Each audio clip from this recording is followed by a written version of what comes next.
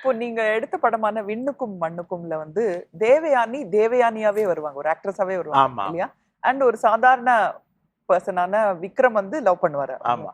அது அது வந்து கிட்டத்தட்ட அந்த சமயத்திலேயே உங்க 2 பேருக்குள்ள இருந்ததா? இல்ல அதான் சொல்லுவாங்க லைஃப் வந்து ஆர்ட் இமிடேட் பண்ணும், இல்ல ஆர்ட் வந்து லைஃப் இமிடேட் பண்ணும் அப்படிம்பாங்க.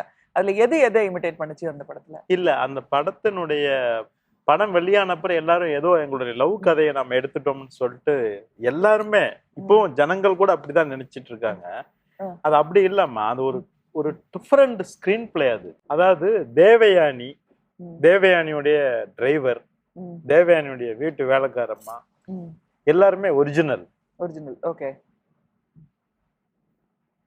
சக்திவேல் கவுண்டர், சக்திவேல் கவுண்டரோட தம்பி, அன்னி, இப்படி ஒரு கற்பனை ஊர். நமக்கு சூரிய வம்சம்ங்கிற அந்த நாட்டாமைங்கிற அந்த படங்கள் மூலம் தெரிஞ்ச அந்த கவுண்டர் பரம்பரை, கற்பனை கவுண்டர் பரம்பரையும் ஒரிஜினல் தேவயானி அப்படிங்கிற ஒரு ஆர்டிஸ்ட் ஒரு ஒரு பக்கம் பார்த்தா ரியல் ஸ்கிரீன் பிளே போகும். எல்லாமே ரியலாவே இருக்குப்பா. தேவயானியுடைய ஒரு டைரக்டர் பேசுறாருன்னா அகத்தியன் பேசுவார் போன் எடுத்து. அப்படி ரியல் ஸ்கிரீன் பிளே போகும். ஒரு பக்கம் கற்பனை கதாபாத்திரங்கள் இருக்கும்.